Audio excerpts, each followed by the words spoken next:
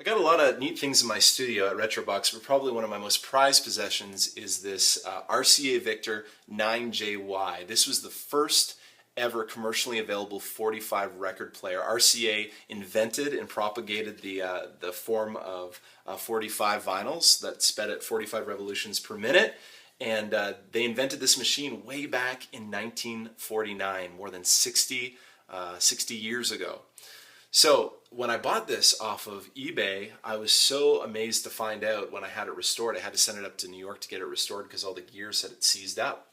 And I was so amazed to find out that not only is it an original 1949, but this was actually made in April 1949 within the first 4 or 5 months of manufacturing of these particular units. So this is really one of the first of the first. And it's just an incredible looking machine. Bakelite all on the front.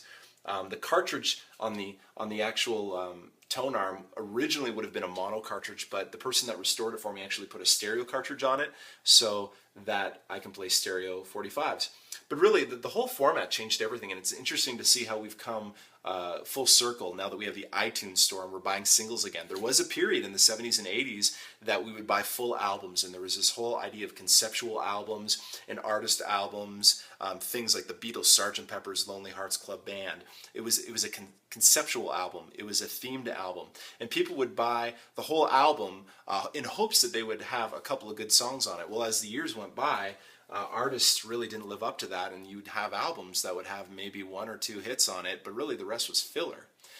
But you were stuck having to buy the whole album, especially if you liked the artist.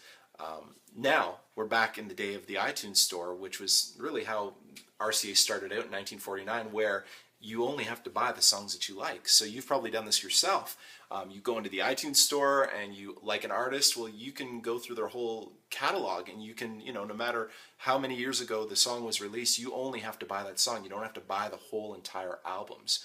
So, and really RCA invented this whole concept, and it really put pressure on artists to really deliver on great songs. And this is how music was heard back in 1949, was in the form of 45s and buying singles.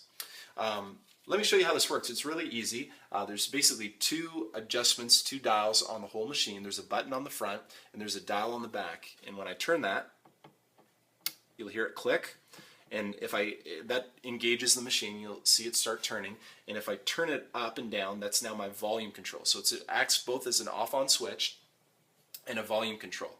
Now, when you're playing your albums, you can really stack up to 8 to 12 on this. Anything more than 12, the actual tone arm will be, really too high to actually play what's on top. So you really don't want to stack any more than that. But the way that this is designed, I'll quickly shut this off so I can load it up, is it has the spindle on the top, and it has these 2 little levers that basically keep the 45s from falling down. And then when the mechanics inside detect that it's time for a record to fall down, these simply automatically go in, powered by the Revolution mechanic inside, and it drops the 45.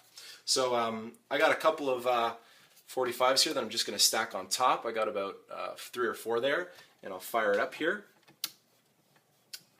So basically, that's what it looks like when you're getting ready to play. And that, the great thing about this machine is you don't have to worry about flipping 45s and changing them. You can load it up and potentially have enough music playing for a half an hour, maybe even an hour, depending on how long the songs are.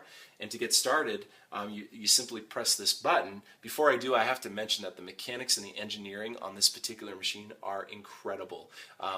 This was later to be referred to as the jackrabbit mechanism because of how quick it is. And I'm sure that you'll appreciate this for 1949 engineering. Now, that would often happen on this particular model. Basically, when that happens, the record didn't fall as quickly as the needle was ready to go on. And that happens from time to time. Let's see if we can get a better start with the next album in line. So again, not having too much luck on this. Let's see if we can try the 3rd one. There we go. 3rd time's a charm. Little Roy Orbison. Now, another neat feature about this is that the mechanics inside would detect the length of the 45, depending on how far in the needle needs to go. And when it's done, you don't have to worry about pressing that button again. It'll automatically drop the next record. Let me demonstrate it. If I take the needle and I place it right at the very end of the record and let it go on the lead out line, you'll notice it'll click a couple of times and it'll drop the next record. So let's see if we can make it do it. So I think that's the end of the song. It's going on the lead out line. And there it goes, just incredibly fast, lightning fast. And it just blows my mind that that type of engineering was being utilized for commercial products like this in 1949. So again, one of my more prized possessions in the studio here, more so of a conversational piece. I enjoy it, but I don't use it to transfer anything, but I can get decent sound out of it. A little Del Shannon there.